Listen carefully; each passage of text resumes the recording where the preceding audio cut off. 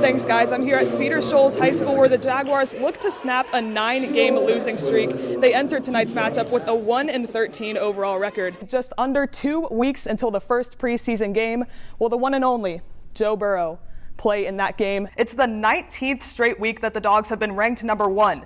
That's the third longest streak in the history of the college football poll. This weekend, the football Dogs will head to the Everbank Stadium in Jacksonville. It's what's commonly noted as the world's largest outdoor cocktail party. Last night in Miami was an unbelievable effort for FC Cincinnati. Down at the half, they come back to take a 4-3 lead, only to have the hosts, Inter Miami, stun with a final second goal to force the draw. That's the 9th draw in the last 11 matches for FC Cincinnati. A point is a point, but man, did they want 3. Right now, 4 local men are trying to break the world record for the most mini-golf holes played in 24 hours. The challenge started at 8 this morning at Putt-Putt of Erlanger. When you think of Georgia football and over 92,000 fans filling this stadium, the first thing you might think of is school spirit. But what about safety and security? During fall Saturdays in Athens, it's pretty common to hear the question, who's that coming down the track? Well, with the bye week, it wasn't the football Dogs, but rest assured there was no shortage of athletic feats this weekend in Athens. The team had quite the comeback story last year, going from picked for last to the Super Bowl. Their locker room motto went from "Why not us" to "It is us." This year, the Stripes are blocking out all that outside noise and staying focused because it's about us. Beyond the value of eyewitness testimony, Sheriff Hale Jr. appreciates the collaboration of law enforcement across state lines.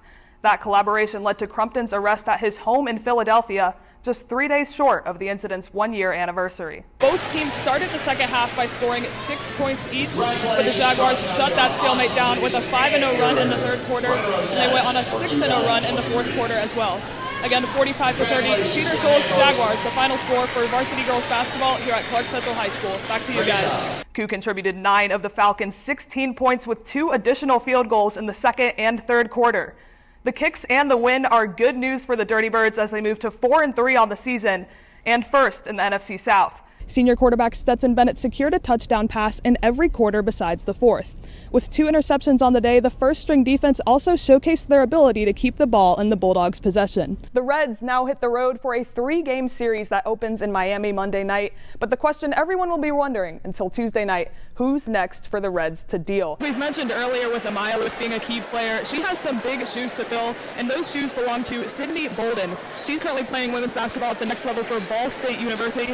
In 2021 and 2022, she earned first-team All-State honors, and she also holds the school record for career steals with 405. That kind of change in possession is critical in a game like this with a score this close. Murguia received an invitation to the Mexican women's national team training camp.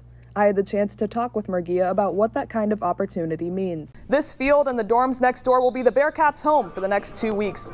Roger Bacon alum Corey Kiner slowly but surely returning to full speed after an ankle injury this spring. As the finish line announcer, Sam Franco interacts with every single one of those runners. Plus, he's a Grady News Source alum himself. Here's a little bit more from Franco on what it means to make that finish line celebration possible. With Tyler Malley and Luis Castillo traded, the Reds already had to bring back Robert Duggar from Louisville to start the series opener tonight. He left the mound with the Reds trailing 5-0 after allowing 4 walks and 2 home runs in the first 4 innings.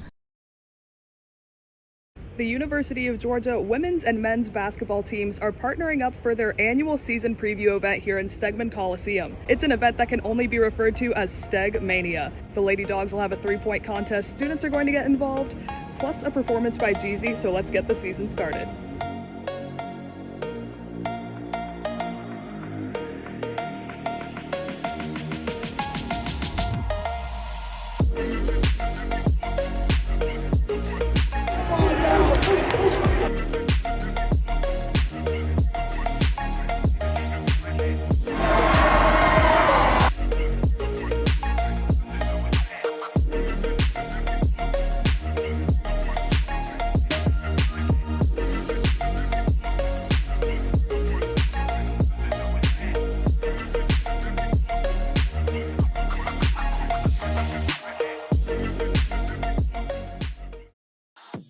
If you are a fan of the Georgia Bulldogs, pay close attention to the Grady News Source YouTube page. We have a Sports Source G-Day special coming your way tonight. The football dogs have big shoes to fill as back-to-back national champions and will have exclusive coverage ahead of Saturday's scrimmage. We'll have interviews with students and Sanford Stadium staff, dive into the battle for the starting quarterback position, and stop by a local restaurant and bar ahead of your pregame plans. You can find all of that and more on tonight's special edition of Sports Source, so stay tuned. I'm here at Cedar Shoals High School where the Jaguars look to snap a 9-game losing streak. They entered tonight's matchup with a 1-13 overall record. Now, New Faith has a 9-9 overall record right now, but they're 1-5 on the road. That's a loophole that could give Cedar Shoals an opportunity to reverse its season trends. With that being said, Cedar Shoals' only win so far this season came from the now 0-15 Johnson Knights. To earn a victory tonight, Cedar Shoals will have to defend a versatile offense. 4 New Faith players are currently averaging at least 13 points per game. Go Dogs! There's a new top dog in town for Georgia women's soccer. This was the right job at the right time with the right people, so I feel very blessed to be here. Kidani McAlpine is entering his first season as the Georgia women's soccer head coach. He comes from the University of Southern California and was the 2021 Pac-12 Coach of the Year. But the head coach job at Georgia brings him back to his Southern roots.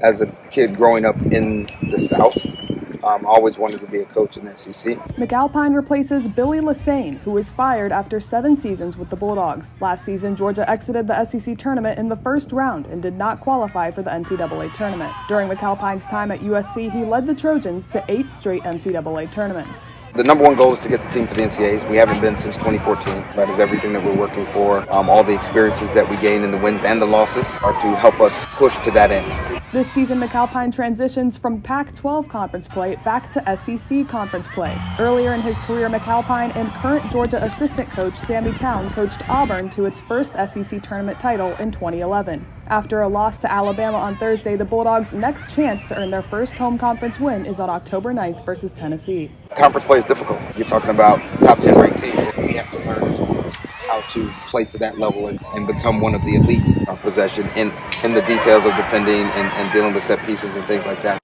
Coach McAlpine has high hopes for the season, but his goals extend beyond what happens here on the playing field. Their students first, their athletes second, and we have to keep that a priority. I think we can grow from each other. I think we can learn from each other. And even if we have differences, we can respect each other. And I would hope that we can take that forward as they become adults and they can take it forward and help lead as people in whatever industry they decide to go to. I think as a person, I'm growing a lot more on and off the field. Cecily Stout is a team captain, returning for her 5th season with the Bulldogs this year. Her favorite memory with Coach McAlpine so far was the team kicking off the season with an exhibition win over number 2 Duke. I don't think we were expecting to just have all of our youth people and our youth staff come together and just dominate. So it was a really cool atmosphere, and to see him so excited about the future of this program and where we can go from here on out was one of my favorite memories so far. After the Bulldogs lost to Alabama on Thursday, the team holds an 8-4 overall record and they are 2-2 in conference play. As for the Bulldogs' future, the ball is now in Coach McAlpine's playing field. Reporting from the University of Georgia's Turner Soccer Complex for the Carmichael Sports Media Institute, I'm Sailor Betts.